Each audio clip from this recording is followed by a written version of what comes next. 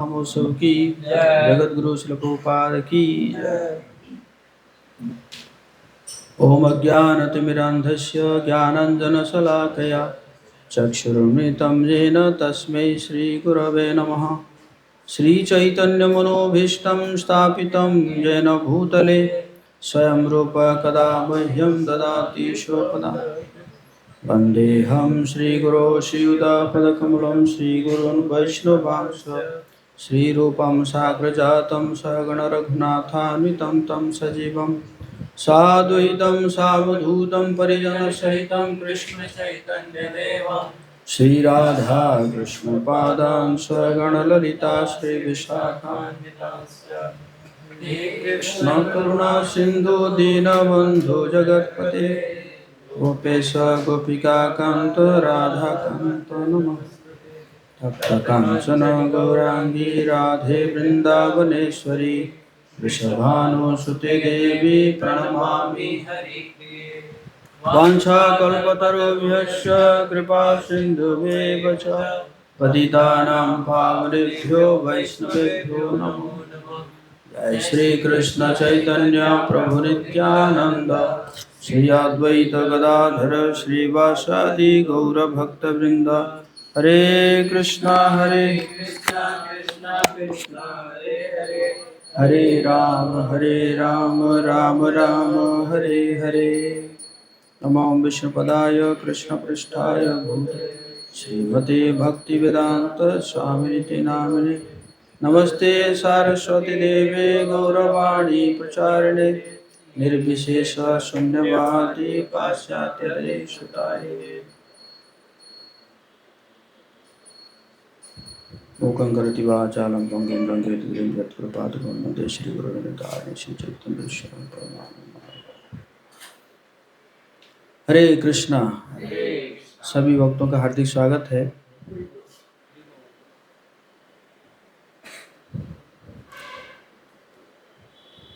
कृष्ण कथा के तृतीय दिवस, बस 2 दिन रह गया है। इसको इको कम कर दो।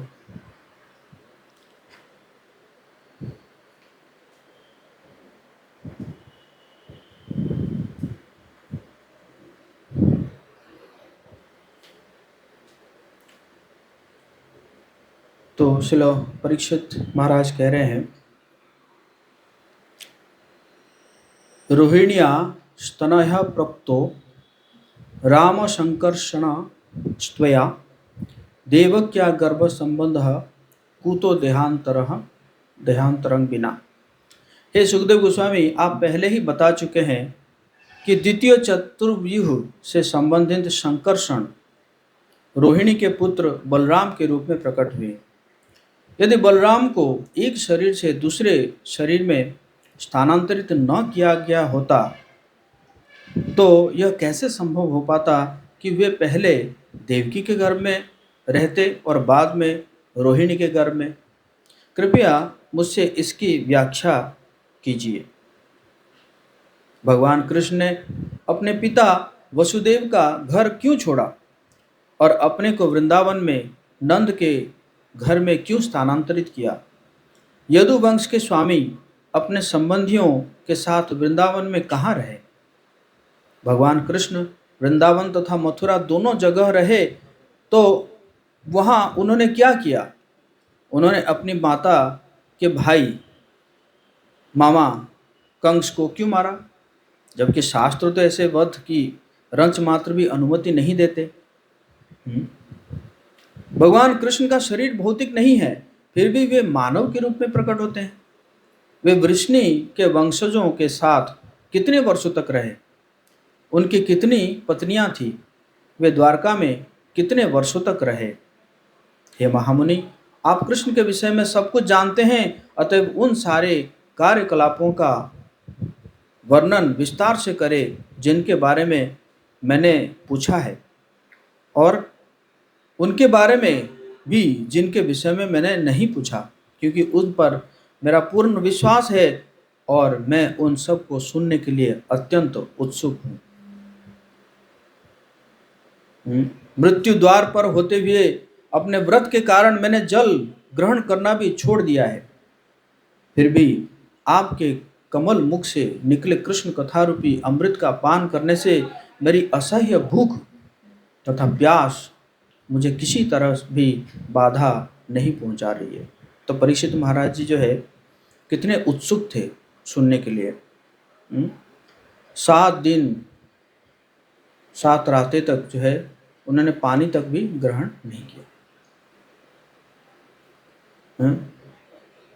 और वही उत्सुकता आप में भी होना चाहिए। अभी क्या, अभी कम से कम आधा पौना घंटा उतना उत्सुकता रहना चाहिए। क्या रहेगा ना? ओके, देखते हैं कितने टिकते हैं, कितने लुढ़कते हैं। कृष्ण कथा महामहोत्सव की। तो कल हम क्या चर्चा कर रहे थे?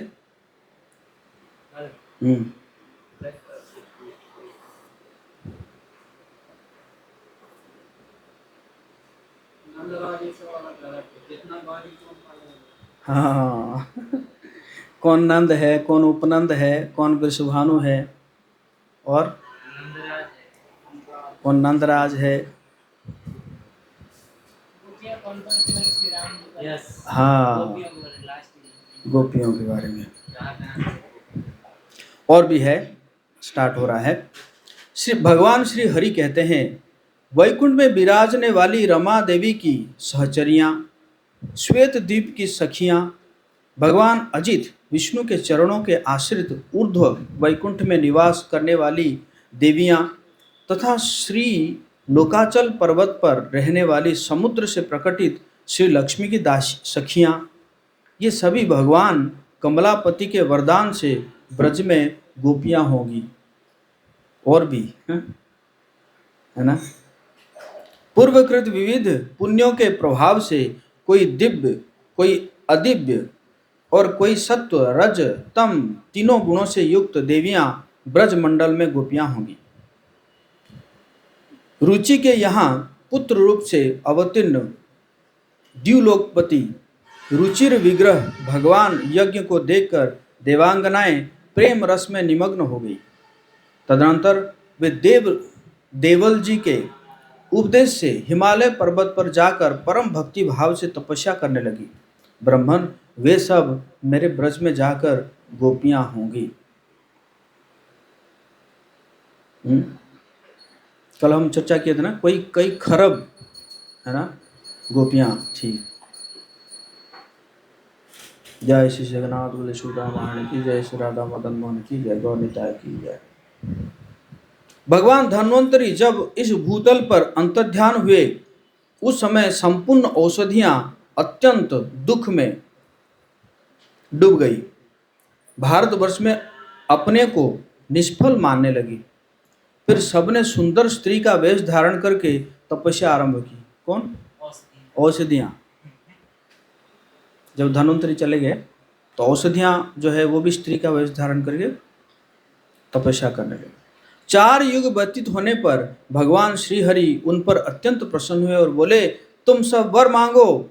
यह सुनकर स्त्रियों ने उस महान वन में जब आंखें खोली, तब उन श्री हरि का दर्शन करके वे सबकी सब मोहित हो गई और बोली, आप हमारे पति तुल्य आराध्य देव होने की कृपा करें।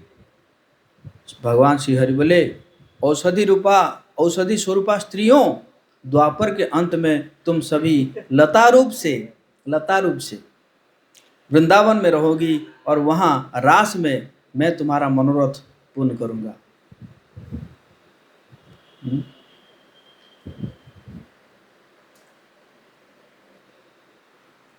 कौन सा मधुबन है ना, कौन सा वन है जिस है? निधि वन है। निधि वन में जो पेड़ जो है सो एकदम ऐसा लगता है कि जैसे डांसिंग मुद्रा में है। श्री भगवान कहते हैं, ब्राह्मण भक्ति भाव से परिपूर्ण वे बड़ भागिनी वरांगनाएं वृंदावन में लता गोपी होंगी। इसी प्रकार जालंधर नगर की स्त्रियां वृंदापति भगवान श्री हरि का दर्शन करके मन ही मन संकल्प करने लगी, ये साक्षात श्री हरि हम सबके स्वामी हो। उस समय उनके लिए आकाशवाणी हुई, तुम सब शीघ्र ही रमापति की आराधना करो। फिर वृंदा की ही भांति तुम सब भी वृंदावन में भगवान की प्रिया गोपी होगी। मत्स्यावतार के समय मत्स्य विग्रह श्री हरि को देखकर समुद्र की कन्याएं मुग्ध हो गई। किसको देखकर? मत्स्य अवतार को देखा उन्हें। श्री मत्स्य भगवान के वरदान से वे भी ब्रज में गोपियां होंगी। और सब इकट्ठा करके, है ना, सब आए थे यहीं पे अपना मनोकामना पूर्ण करने के लिए। मेरे अंशभूत राजा पृथु बड़े प्रतापी थे। उन महाराजा ने संपूर्ण शत्रुओं को जीतकर पृथ्वी से सारी अभिष्ट वस्तुओं का दोहन किया था। उस समय बहिष्मती नगरी में रहने वाली बहुत स्त्रियां उन्हें देखकर मुग्ध हो गई और प्रेम से विह्वल हो अत्रि जी के पास जाकर बोली, महामुने, समस्त राजाओं में श्रेष्ठ महाराजा पृथु बड़े ही पराक्रमी है। ये किस प्रकार से हमारे पति होंगे, यह बताने की कृपा कीजिए। पृथु महाराज। अत्रि जी ने कहा, तुम सब शीघ्र ही आज इस गौ को दुहो। यह संपूर्ण पदार्थों को धारण करने वाली धारणामयी धरणी देवी है। तुम्हारे सारे मनोरथों को, चाहे वे समुद्र के समान अगाध, अपार और दुर्गम ही क्यों न हो, अवश्य पूर्ण कर देंगी। ब्रह्मन तब उन स्त्रियों ने मन को दोहन पात्र बनाकर अपने मनोरथ को दोहन किया। इसी कारण से वे सबके सब वृंदावन में गोपियां होंगी। बहुत सी श्रेष्ठ अप्सराएं जिनका रूप अत्यंत मनोहर था और जो कामदेव की सेनाएं थी, भगवान नारायण ऋषि को मोहित करने के लिए गंधमादन पर्वत पर गई, परंतु उन्हें देखकर वे भी अपनी सुध बुद्ध खो बैठी। उनके मन में भगवान को पति बनाने की इच्छा उत्पन्न हो गई। तब सिद्ध तपस्वी नारायण मुनि ने कहा, तुम ब्रज में गोपियां होगी और वहां तुम्हारा मनोरथ पूर्ण होगा। ब्राह्मण, सुतल देश की स्त्रियां भगवान वामन को देखकर उन्हें पाने के लिए उत्कट इच्छा प्रकट करने लगी। कहाँ पे? सुतल लोक में। है बलि महाराज जी को सुतल लोक भेजने के बाद भगवान वामन देव वहां पे जाके क्या बने थे? द्वारपाल बने थे। तो उनको देखकर जो सुतल लोक के जो स्त्रियां हैं, वो भी उन्हें पाने के लिए उत्कट इच्छा प्रकट की। फिर तो उन्होंने तपस्या आरंभ कर दी। अतः वे भी वृंदावन में गोपियां होंगी। जिन नागराज कन्याओं ने शेषावतार भगवान को देखकर उन्हें पति बनाने की इच्छा से उनकी सेवा समाराधना की है, वे सब बलदेव जी के साथ रास विहार करने के लिए ब्रज में उत्पन्न हो। बलराम जी भी रास करते हैं ना, बलराम जी भी रास लिया करते हैं। तो उनके साथ जो रास लिया करते हैं वो गोपियां अलग हैं। और वो गोपियां कौन थी? नागराज की कन्याओं शेष अवतार को देख के आकर्षित हो गई थी। कश्यप जी वसुदेव होंगे। परम पूजनीय अदिति देवकी के रूप में अवतार लेंगी। प्राण नामक वसु सूरसेन और ध्रुव नामक वसु देवक होंगे। देवक की पुत्री देवकी। वसु नामक जो वसु है उनका उद्धव के रूप में प्राकट्य होगा। दयापरायण दक्ष प्रजापति अक्रूर के रूप में अवतार लेंगे। कुबेर हृदिक नाम से और जल के स्वामी वरुण कृतवर्मा के नाम से प्रसिद्ध होंगे। कृतवर्मा जो है बहुत बड़ा फाइटर थे, महाभारत में उनका नाम आता है। पुरातन राजा प्राचीन बही गद और मरुत देवता उग्रसेन बनेंगे। उन उग्रसेन को मैं विधानत राजा बनाऊंगा और उनकी भली भांति रक्षा करूंगा। भक्त राजा अमरीश युयुधान, अमरीश महाराज भी आ गए। क्या बन के? युयुधान बन के।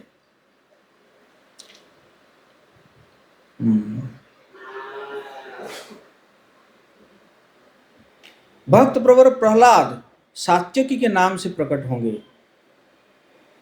प्रहलाद महाराज भी आगे लीला भगवान की लीला में कौन बन के? सात्विकी। क्षीर सागर शंतनु होगा। वसुओं में श्रेष्ठ द्रोण साक्षात भीष्म पितामह के रूप में उत्पन्न होंगे। दिवोदास शल के रूप में और भग नामक सूर्य धृतराष्ट्र के रूप में अवतीर्ण होंगे। धृतराष्ट्र का भी है वर्णन। पूषा नाम से विख्यात देवता पांडु होंगे। सत्पुरुषों में आदर पाने वाले धर्मराज ही राजा युधिष्ठिर के रूप में अवतार लेंगे। बोले महाराज युधिष्ठिर की। वायु देवता महान पराक्रमी भीमसेन के और स्वयंभू मनु अर्जुन के वेश में प्रकट होंगे। शत्रुपा जी सुभद्रा होंगी और सूर्य नारायण कर्ण के रूप से अवतार लेंगे। अश्विनी कुमार नकुल और सहदेव होंगे। धाता महान बलशाली बाल्हिक नाम से विख्यात होंगे। अग्नि देवता महान प्रतापी द्रोणाचार्य के रूप में अवतार लेंगे। द्रोणाचार्य कौन थे? अग्नि देवता। कली का अंश कौन होगा? कली का अंश दुर्योधन। चंद्रमा अभिमन्यु के रूप में अवतार लेंगे। पृथ्वी पर द्रोण पुत्र अश्वत्थामा साक्षात भगवान शंकर का रूप होगा। इस प्रकार तुम सब देवता मेरी आज्ञा के अनुसार अपने अंशों और स्त्रियों के साथ यदुवंशी, कुरुवंशी तथा अन्यान्य वंशों के राजाओं के कुल में प्रकट हो। पूर्व समय में मेरे जितने भी अवतार हो चुके हैं उनकी रानियां रमा का अंश रही है। वे भी मेरी रानियों में 16,000 की संख्या में प्रकट होगी। श्री नारद जी कहते हैं, राजन, कमलासन ब्रह्मा से यूं कहकर भगवान श्री हरि ने दिव्य रूप धारिणी भगवती योग माया से कहा। भगवान श्री हरि बोले, महामते, तुम देवकी के 7वें गर्भ को खींचकर उसे वसुदेव की पत्नी रोहिणी के गर्भ में स्थापित कर दो। वे देवी कंस के डर से ब्रज में नंद के घर रहती है। साथ ही तुम भी ऐसे अलौकिक कार्य करके नंद रानी के गर्भ से प्रकट हो जाना। श्री नारद जी कहते हैं, परम श्रेष्ठ राजन, भगवान श्री कृष्ण के वचन सुनकर संपूर्ण देवताओं के साथ ब्रह्मा जी ने परात्पर भगवान श्री कृष्ण को प्रणाम किया और अपने वचनों द्वारा पृथ्वी देवी को धीरज दे वे अपने धाम को चले गए। मिथिलेश्वर जनक, तुम भगवान श्री कृष्णचंद्र को साक्षात परिपूर्णतम परमात्मा समझो।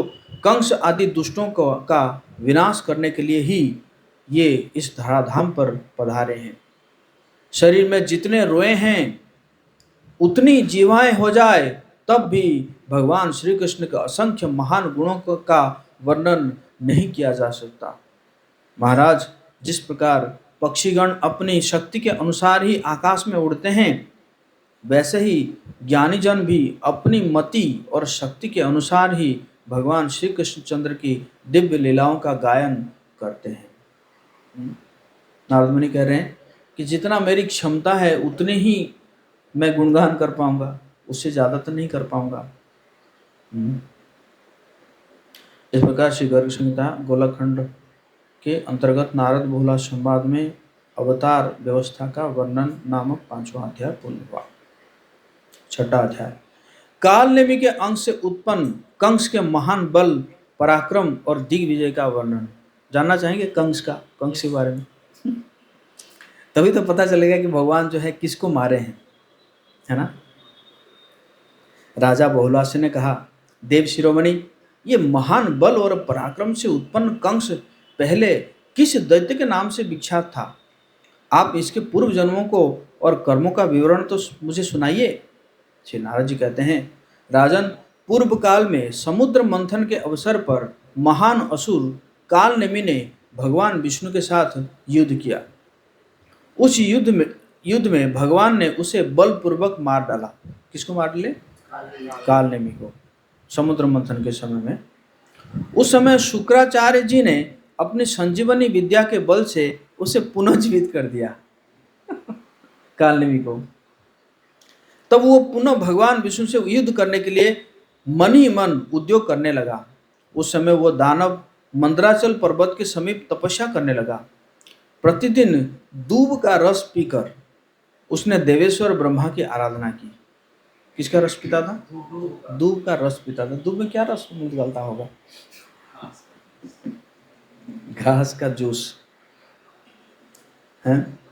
देवताओं के काल मान से 100 वर्ष बीत जाने पर ब्रह्मा जी उसके पास गए। उस समय कालनेमी के शरीर में केवल हड्डियां रह गई थी और उस पर दिमके चढ़ गई थी। ब्रह्मा जी ने उससे कहा, वर मांगो। तो कालनेमी ने कहा, इस ब्रह्मांड में जो जो महाबली देवता स्थित है उन सबके मूल भगवान विष्णु है। उन संपूर्ण देवताओं के हाथ से भी मेरी मृत्यु ना हो। ब्रह्मा जी ने कहा, दैत्य, तुमने जो यह उत्कृष्ट वर मांगा है वो तो अत्यंत दुर्लभ है, तथापि किसी दूसरे समय तुम्हें यह प्राप्त हो सकता है। मेरी वाणी कभी झूठी नहीं हो सकती। श्री नारद जी कहते हैं, राजन, फिर वही कालनेमी नामक असुर पृथ्वी पर उग्रसेन की स्त्री पद्मावती के गर्भ से उत्पन्न हुआ। कुमारावस्था में ही वो बड़े बड़े पहलवानों के साथ कुश्ती लड़ा करता था। एक समय की बात है, मगधराज जरासंध दिग्विजय के लिए निकले। कौन? जरासंध, मगधराज। यमुना नदी के निकट इधर उधर उसकी छावनी पड़ गई। उसके पास कुबलिया पेड़ नामक एक हाथी था। कौन सा हाथी था? जिसमें 1000 हाथियों के समान शक्ति थी। उसके गंड स्थल से मद चू रहा था। एक दिन उसने बहुत सी सांकलों को तोड़ डाला और शिविर से बाहर की ओर दौड़ चला। शिविरों और गृहों और पर्वतीय तटों को तोड़ता फोड़ता हुआ वो उस रंग भूमि में जा धमका जहां कंस भी कुश्ती लड़ रहा था। कहाँ पहुंचा? अखाड़े में पहुंच गया और वहां पे कंस जो है प्रैक्टिस कर रहा है। उसके आने पर सभी शूरवीर भाग चले। उसे आया देख कंस ने उस हाथी की सूंड पकड़ी और पृथ्वी पर गिरा दिया। किसको? कुवलयापुर को। इसके बाद कंस ने कुवलयापुर को पुनः दोनों हाथों से पकड़कर घुमाया और जरासंध की सेना में, जो वहां से बहुत दूर थी, फेंक दिया। मतलब ऐसे फेंका, जाके कहाँ गिरा? जरासंध की सेना में।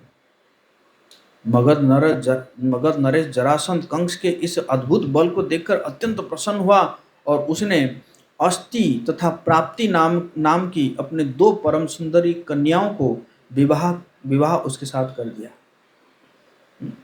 फ्रेंड बन गए। उस जरापुत्र ने 1 अरब घोड़े, 1 लाख हाथी, 3 लाख रथ और 10,000 दासियां कंस को दहेज में दी। कंस द्वंद्व युद्ध का प्रेमी था। अपने बाहुबल के मद से अकेला ही द्वंद्व युद्ध के लिए उन्मत्त रहता था। वो प्रचंड पराक्रमी वीर माहिष्मतिपुरी में गया। कहाँ गया? माहिष्मतिपुरी। माहिष्मति नरेश के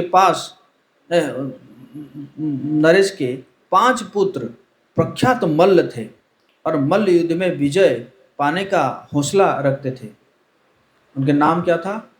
चाणूर, मुष्टिक, कूट, शल और तोशल। कंस ने साम नित्य का आश्रय ले प्रेम पूर्वक उनसे कहा, तुम लोग मेरे साथ मल्ल युद्ध करो। यदि तुम्हारी विजय हो जाएगी तो मैं तुम्हारा सेवक होकर रहूंगा, और कदाचित मेरी विजय हो गई तो तुम सेवकों सेवकों भी मैं अपना सेवक बना लूंगा। वहां जितने भी नागरिक महान पुरुष थे, उन सबके सामने कंस ने इस प्रकार की प्रतिज्ञा की और विजय पाने की इच्छा रखने वाले उन वीरों के साथ मल्ल युद्ध आरंभ कर दिया। जो ही चाणूर आया, यादवेश्वर कंस ने उच्च स्वर से गर्जना करते हुए उसे पकड़कर पृथ्वी पर दे मारा। उसी क्षण मुष्टिक भी वहां आ गया। वो रोष से मुक्का ताने हुआ था। कंस ने उसे भी एक ही मुक्के से धराशायी कर दिया। अब कूट आया। कंस ने उसके दोनों पैर पकड़ लिए और जमीन पर दे मारा। फिर ताल ठोंकता हुआ शल भी दौड़कर आ पहुंचा। कंस ने उसे एक ही हाथ से पकड़ा और जमीन पर पटक कर घसीटने लगा। इसके बाद कंस ने तोसल के दोनों हाथ बलपूर्वक पकड़ लिए और जमीन पर पटक दिया। फिर तत्काल उठाकर 10 योजन की दूरी पर फेंक दिया। इस प्रकार यादव कंस उन सभी वीरों को अपना सेवक बनाकर मेरे कहने से, नारद मुनि कह रहे हैं, मेरे कहने से उन योद्धा के साथ उसी क्षण श्रेष्ठ पर्वत प्रवर्षण गिरी पर जा पहुंचा। नारद मुनि भी भेजे, अरे उधर जाओ ना, उधर तुम्हारे लायक है ना। नारद मुनि भी है ना, मजा लेते हैं लीला में। वहां वो बानर द्विविद को अपना अभिप्राय बताकर उसके साथ 20 दिनों तक अविराम युद्ध करता रहा। द्विविद ने पर्वत की चट्टान उठाकर उसे कंस के मस्तक पर फेंका, किंतु कंस ने उसे शिलाखंड को पकड़कर उसी के ऊपर चला दिया।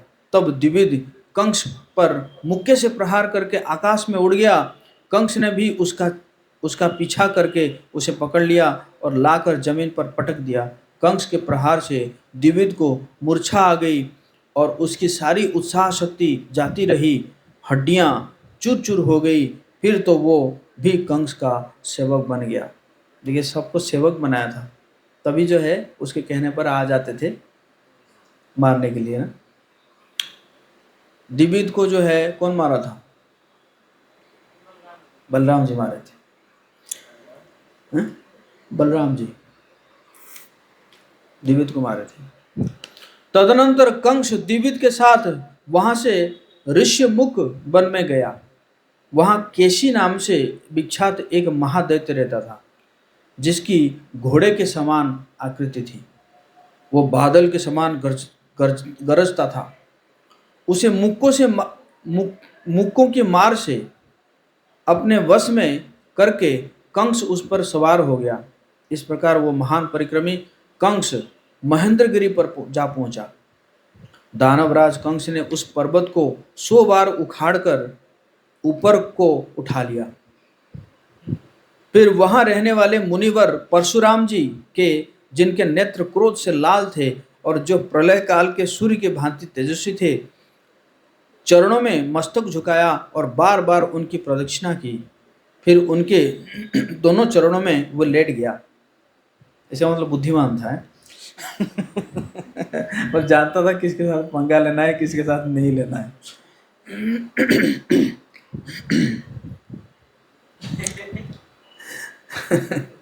तब अत्यंत उग्र दृष्टि वाले परशुराम जी की क्रोधाग्नि शांत हो गई। वो बोले, रे कीट, रे बंदरिया के बच्चे,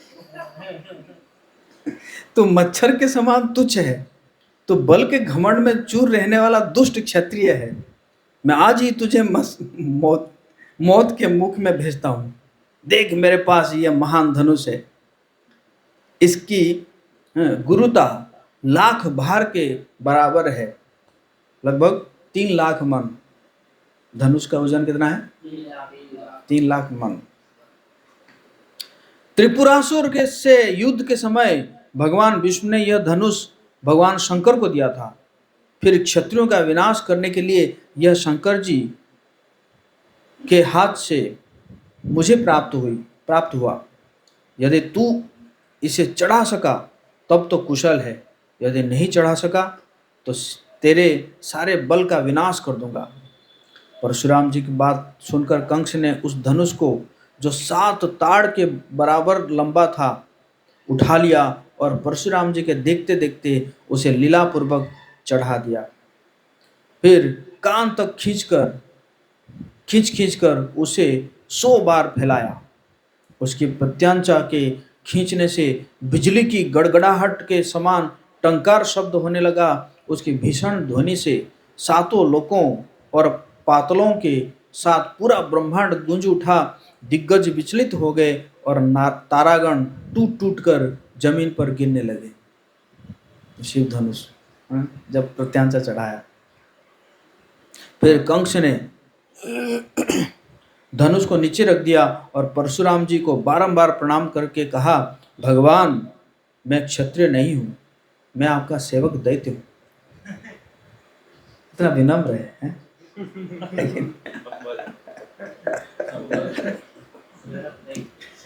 आपके दासों का दास हूं, पुरुषोत्तम मेरी रक्षा कीजिए। कंस की ऐसी प्रार्थना सुनकर परशुराम जी प्रसन्न हो गए। फिर वो धनुष उन्होंने कंस को ही दे दिया। वही धनुष को कौन तोड़े? भगवान ने तोड़े ना, वहां पे यज्ञशाला में।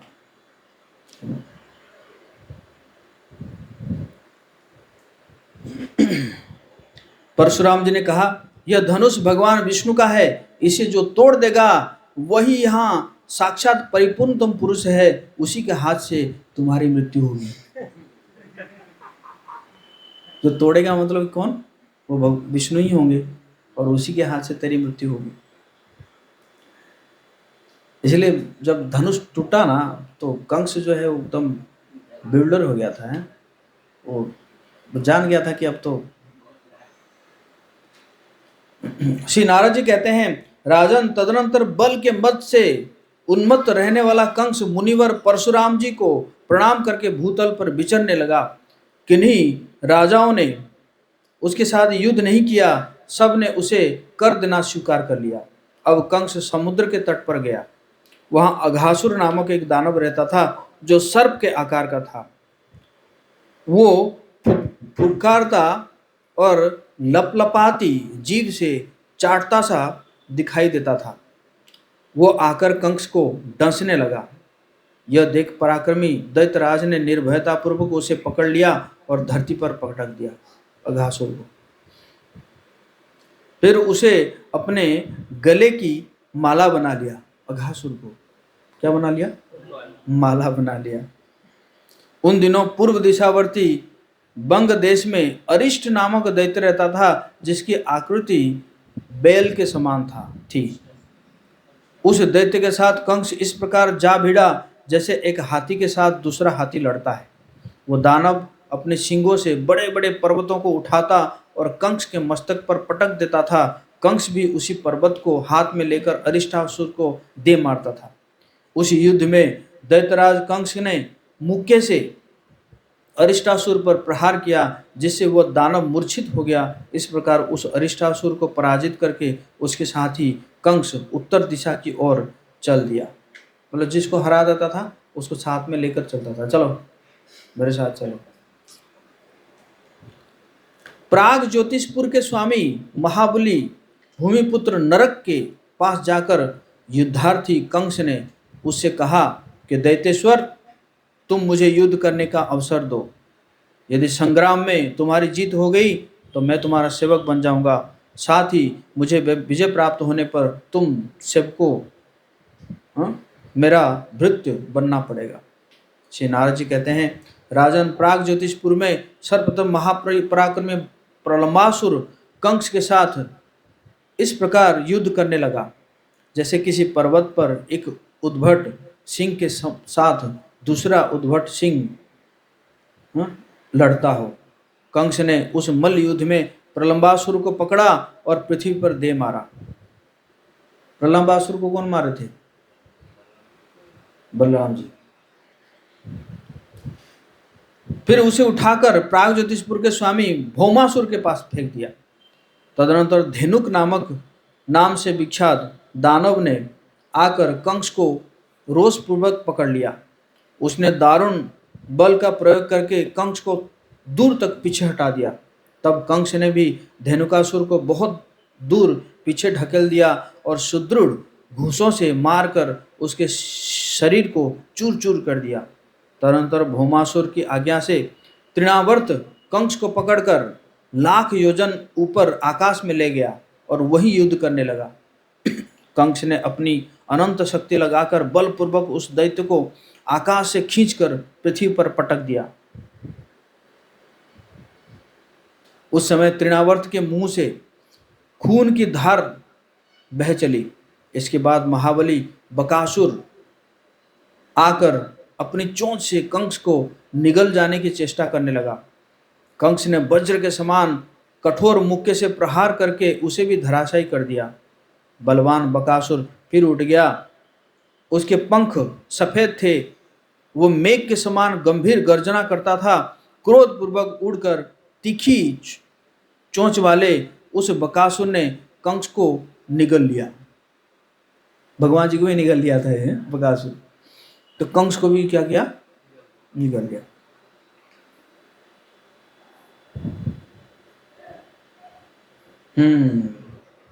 कंस का शरीर वज्र की भांति कठोर था। निगले जाने पर उसने उस दानव के गले की नली को रूंध दिया, अंदर जाके क्या किया? दबा दिया। फिर महान बली बकासुर ने कंठ छिद जाने के कारण कंस को मुंह से बाहर उगल दिया, उल्टी कर दिया कंस। तदनंतर कंस ने उस दैत्य को पकड़कर जमीन पर पटका और दोनों हाथों से घुमाता हुआ उसे वो युद्ध भूमि में घसीटने लगा। बकासुर की एक बहन थी, उसका नाम था पूतना। यह भी युद्ध करने के लिए उद्यत हो गई। उसे उपस्थित देखकर कंस ने हंसते हुए कहा, पूतने मेरी बात सुन लो, तुम स्त्री हो, मैं तुम्हारे साथ कभी भी लड़ नहीं सकता। अब यह बकासुर मेरा भाई और तुम बहन होकर रहो। तदनंतर महान पराक्रमी कंस को देखकर भौमासुर भी पराजय स्वीकार कर ली। फिर देवताओं से युद्ध करने के समय सहायता प्रदान करने के लिए वो कंस के साथ सौहार्दपूर्ण बर्ताव करने लगा। इस प्रकार से गर्ग संहिता में गोलक खंड के अंतर्गत नारद बहुलाश्व संवाद में कंस के बल का वर्णन नामक 6ठा अध्याय पूरा हुआ।